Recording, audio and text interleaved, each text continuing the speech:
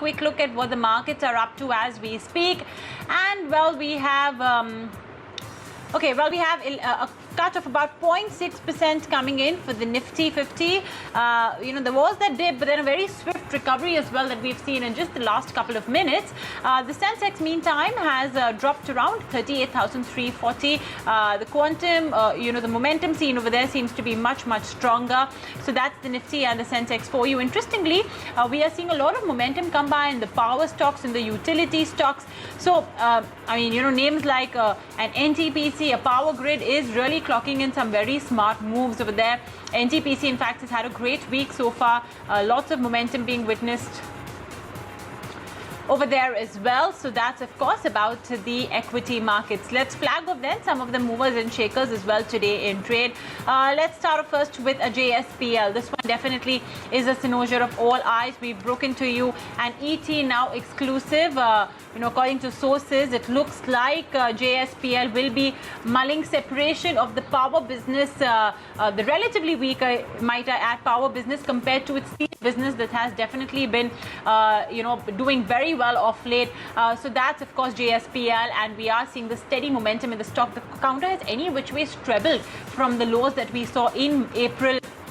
It's come in now at 226 rupees compared to just 60 or 70 odd rupees that it did trade at in the earlier part of this year. Let's move on and talk about more stocks in focus.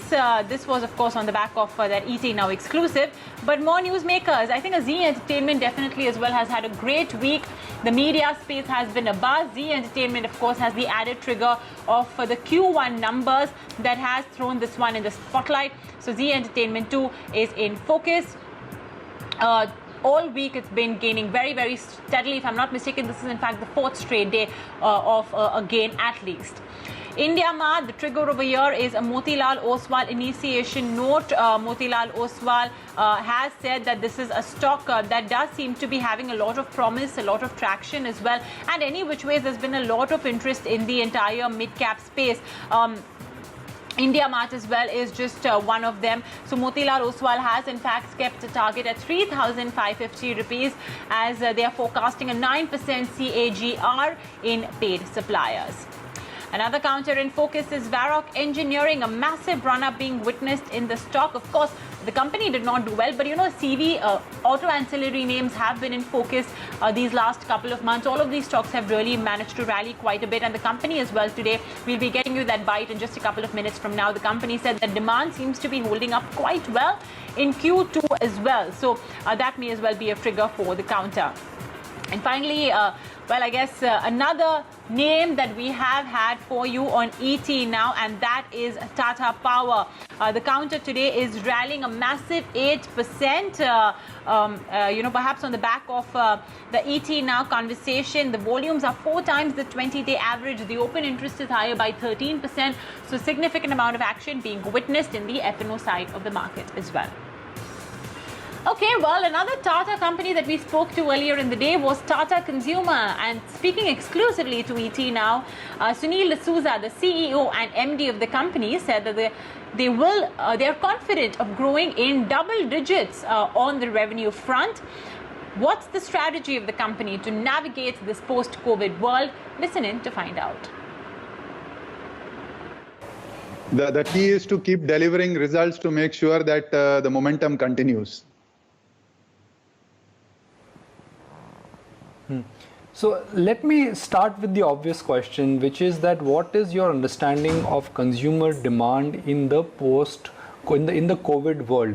Are you somewhere surprised with the ability, willingness and the power of consumer to make a comeback? Because every company is now indicating that demand either is back to pre-COVID level or it will be back to pre-COVID level very soon. So before I comment on the future, just wanted to take probably 20 seconds to just summarize the results that we've delivered and the scenario within which we've delivered those results. We delivered, 2,700 crores of top line, 13% growth, 436 crores of PBT, which is up 42, and group net profit, 346 crores, up 82%. We reduced operating capital by 5%, delivered 700 crores of cash, and we are now sitting on close to 2,000 crores of cash. Now, there were 4 significant items which impacted the quarter, and some of them are going to carry forward, and that's the reason I'm alluding to that. Number 1 was we are focused on the integration. Like you rightly mentioned, Tata Global Beverages has now transformed to Tata Consumer. It's now a food and beverage business. We're bringing 2 highly successful businesses together and trying to create a platform which can then give wings to the aspirations of the Tata Group to have a larger play in the FMCG space. So this integration, we've completed a structure. We've announced the entire structure across the organization. We've defined our systems, common systems and processes.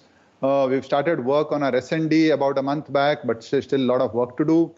And most importantly, we've scoped out our synergies, and now we will start to deliver against them because we put out a guidance out there on the synergies pieces. We've also completed the acquisition of NourishCo, which gives us an entire new platform in the liquids and out-of-home business. We've done all this while tackling the volatility of commodity prices. And most importantly, like you rightly mentioned, with this entire new world of the pandemic and the COVID-related disruptions. Now, during the COVID-related era, I would say we are seeing significant changes on 3 different pieces. Number 1 is the consumer. Initially, we have an international business and an India business, and initially it was a tale of 2 cities. Initially, we saw a huge spike in demand in the international markets because of pantry stocking, which is now starting to normalize. Some markets like Canada continued for some time, but this month we're seeing them come back to normal. India went through a significant dip just because everything came to a halt, including movement of trucks, logistics, etc. But after that washout, if I may, of April, May and June, the momentum has continued.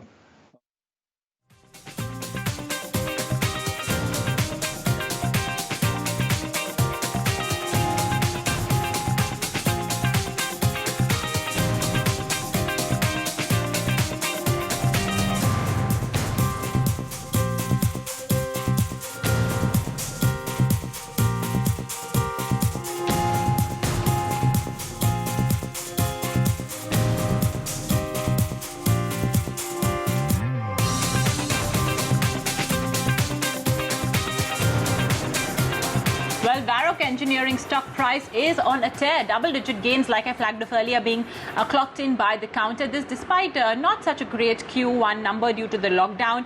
Well, earlier in the day, we spoke to T.R. Srinivasan of the company, where he mentioned that volumes are picking up quite rapidly. Listen in. Volumes have been picking up quite rapidly, actually faster than what we expected. So the demand from the OEMs have been fairly good and picked up quite well over the last few weeks, and the outlook also is quite promising. So overall, yeah, I would say the pickup has been faster than we expected, and it seems to be holding up at least for the next foreseeable in the short-term future. So things are looking better, but fingers crossed to hope that it will continue. More management interactions. We spoke to the MD of Muthoot Finance Group, Alexander Muthoot, and asked him about the growth in the gold business. He listed out the reasons of what really drove the company's growth. Listen in.